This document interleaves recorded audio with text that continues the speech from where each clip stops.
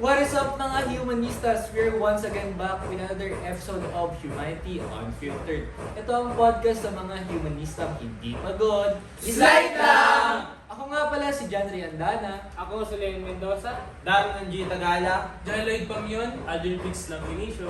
Hazel Garcia, Vince Joy Arabalo. And we are grade 12 students from Yung Save a Name! So for today's episode nga ay ating tatalakayin kung bakit nga ba hindi dapat pagsamahin ang relihiyon at ang politika. Kung bakit hindi dapat magsama ang batas ng tao at ang batas ng Diyos. Kung bakit hindi dapat magsama ang pananampalataya at ang batas. So para sa akin kasi kung bakit hindi dapat pagsamahin ang politika at ang relihiyon, kasi magkaiba ang relihiyon at ang politika. Magkaiba ang batas ng tao sa batas ng Diyos. Kumbaga ang batas ng Diyos ay parang hindi siya relevant, kumbaga ay outdated na ang batas ng Diyos and hindi siya logical, wala siyang logical basis. While ang batas ng tao naman ay parang logical and parang fair, parang kumbaga ay equal. Meanwhile sa relihiyon ay parang masyado silang bias and masyadong subjective. Ikaw naman, Hazel, anong point mo sa ating topic for today? Ako naman, dapat talaga paghiwalayin ng politika at religion kasi what if may tumakbong isang leader ng religion? Alam niyo ba yung kay Kibuloy? Yes. Di ba mostly sa kanya, yung mga kasama niya, siya yung iboboto kasi nga, siya daw yung leader, siya daw yung appointed ng God. So mas marami siyang magagawa sa gobyerno kasi trusted nila yun. Oo, kumbaga ay parang dahil sa kadahilan ng religious leader si Kibuloy, parang yung mga sumusuporta sa kanya, parang dinidisregard na yung yung mga kaso ni Kibuloy, yung mga masama niyang ginawa, dahil lang sa paniniwala nila sa kanya. Kumbaga, hindi na naging logical yung thinking ng mga tao dahil sa religious beliefs nila. So ikaw naman, Leon, what can you share to us? Ito, about rin to sa sinabi ni Hazel. Pero ang pinapoint ko dito is about sa corruption and manipulation. Sa paano pala? Kasi, halimbawa, napagsama na ang politika at relihiyon. Ang leader ng simbahan, maaari niyang gamitin ang kanyang posisyon para manipulahin yung mga tao na naniniwala sa kanya, sa gano'n. Kasi siya yung leader ng simbahan, tapos nagtatapos siyang bilang politiko, gano'n. Eh syempre yung mga naniniwala sa kanya, alam ang gagawin niya, ganito, ganyan, kasi sasabihin ng leader ng simbahan, sabi sa akin ang Panginoon, gano'n. Pwede niyang gamitin yun, pwede niyang manipulahin ang mga tao. Halimbawa, maging politiko rin siya, pwede niya rin gamitin yung posisyon niya para mangurap sa mga taong maniwala sa kanya. Kumbaga, let's say for example, si Apollo Kibuloy, like, if ever man, sana hindi naman, if ever man na manalo si Apollo Kibuloy sa politika, ngayon, parang, di ba may ginawang corruption si Kibuloy. Parang hanggang dahil niya doon sa ginawa, kung bakit niya yung ginawa, parang sabi niya, ay sinabi to ng Panginoon, kaya ako to ginawa. Parang may justify yung parang yung mga gagawin niyang masama, gano'n. So parang kaya sinabi ko, magiging hindi logical, magiging illogical yung balas, magiging hindi siya effective. Ikaw naman. Yun na nga, tama yung sabi mo, parang nalalagay yung tao sa moral gray area na sabihin natin, mas susundin nila yung batas ng Diyos kaysa sa batas ng tao. So, at the end of the day, subjective ang batas ng Diyos or ang nangunguna pa rin sa batas ng Diyos ay ang tao. So, if ilalagay mo yung absolute faith mo sa tao, mamamanipula ka talaga. Kaya, doon rin nagdudulot ng kumbaga conservatism sa Pilipinas. Can you elaborate ba? Katulad nung pagbawal sa divorce. Di ba maraming senator ang tutol sa divorce? Na kasi nga, sila, Catholic or Christian na sabi naman sa Biblia na bawal daw maghiwalay ang mag-asawa. Paano naman kung na-abuse na pala? Or paano kung, hindi maganda yung relasyon mo yung mag-asawa? Like, dagdag ba lang sa sinabi ni Aldin, na katulad sa divorce, maraming senators ang parang nag-disagree dun sa divorce bill.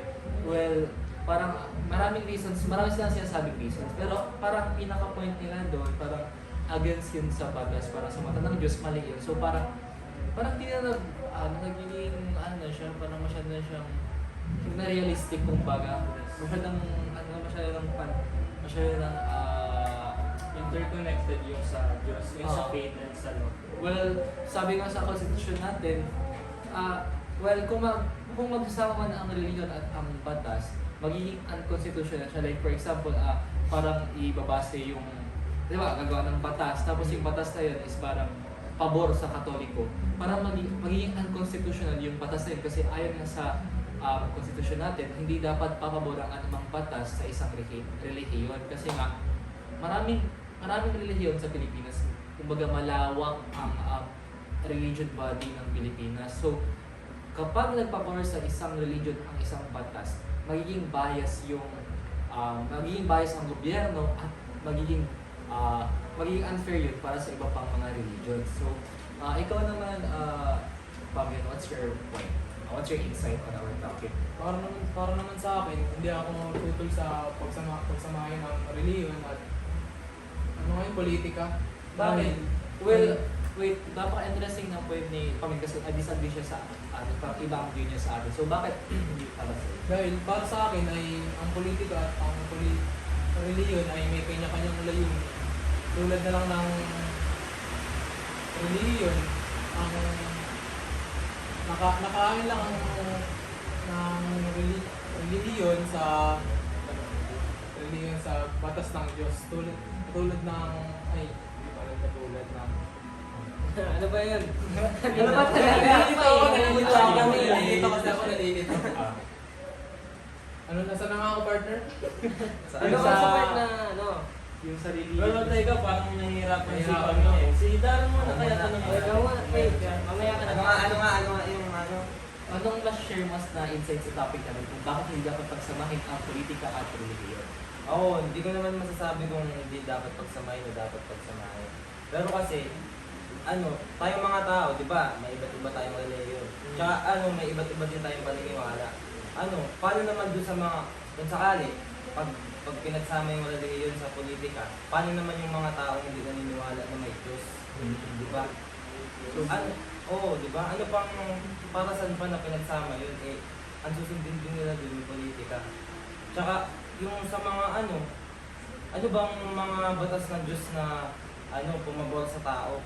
Kasi, yung mga utos niya, lang naman sinusunod natin para sa pansarili natin, tsaka yung iba iniisip, ito susundin ko to para para mabawasan yung kasalanan ko, hindi ako magkasalanan. Hindi naman sa, ang tawag dun, partner, sa hindi ka sa Diyos, parang hindi ka malapit. Parang Yun, hindi naman sa pagiging ganun, pero kasi, kung ipagkukumpara mo naman yung batas ng Diyos sa batas ng tao, di ba mas, mas importante yung batas politika kasi yun talaga yung nangyayari. Kasi ang batas ng Diyos, yung 10 utos ng Diyos, ginawa siya in favor of God, hindi in favor of humans. So, parang kung gagawin natin susundin natin yung 10 utos ng Diyos, parang Diyos lang ang may kinama mo para Oo, pakinggan. parang contradicting Oo. siya, di ba? No one is above the law, pero sa Oo. Diyos, no one is above God. Oo, parang ganun. Talaga siya So, kasi kung makikita din sa wait lang, gaya sabi na naman kung dapat pagsabi ng religion at politika kasi nga, napakaraming religion sa Pilipinas, napakaraming paniniwala ng iba't ibang tao. So, pag pinagsama talaga, mahihirapan ang batas, mahihirapan tayong i-uphold yung law na yun if ever man. Parang, inconvenient, maging illogical din. Pero I think sa ang alam ko, may point ang humanity na nagdaan sa ganun, na inuna yung religion bago ang batas. Or mas namuna yung religion bago I ang think it's batas. around Dark Age. Yes, Dark Ages yung tawag doon. And yun na nga, halos walang naging progress ng society natin na halos pinagbawal nila yung science. Ayun nga din dagdag din sa Dark Ages. Nung panahon ng Dark Ages, kaya nga tinawag na Dark Ages kasi nung panahon na yun, super chaotic ng mga bansa. Puro digmaan, puro pag-aaway, puro agawan ng kapangyarihan. So, meron din doon yung parang crusade ata yun, parang crusade. Basta di ko alam yung pangalan ko sa crusade. Parang yung crusade na yun, parang sinasabi nila na ginawa nila yung pag-crusade na yun, parang yung pagpunta sa ibang parang pupunta sa ibang bansa, tapos parang pumunta sila sa ibang bansa para palaganapin yung word ni God. Well, in fact, ang totoo talaga nun, parang ginamit na nila yung religion para pan yung pinaka-goal nila, which is sakupin at magnakaw ng pera sa ibang mga lugar. So, parang kung mangyayari ulit ngayon, parang magiging magulo ang lipunan natin at ang mundo natin. So, back to PAM yun. So, ano nga ulit yung point ko rin? Kasi, ano talaga ako, nagulat talaga ako sa point mo kasi sabi ko, lahat kami disagree dito na pagsamahin ang politika at religion, pero ikaw naman, agree ka na pagsamahin yun. So, bakit? What's made you to think that? Para sa akin, hindi agree. Hindi ako agree. napakarinig eh. Sabi mo kasi kanina, hindi ako agree na, Hindi ako total na sabi mo hindi ka tutol na pagsamahin ang politika at Kaya nga, religion. hindi agree ka. Hindi agree ano ka. ba ano? Partner. Hindi Naglalag ka. I think dahil nung narinig ni Pam yung mga points natin, parang nagbago na yung opinion. Sige. Pero So, sabi, i-share mo na lang yung pinaka gusto mong i-point. kasi kami nagigil na rin kami. Para sa akin lang naman, ang gusto ko lang may point yun ay may sarili sila paniniwala. Sino mo yung sabi? Mga Pilipino. Kasi tayo mga Pilipino, hindi lang naman Christian ang religion natin dito, di ba? Sinong ano dito? Sinong Katoliko dito? Ako, Ay, Ako po. gusto ko eh. Ako po, sorry. Ikaw naman. Katoliko.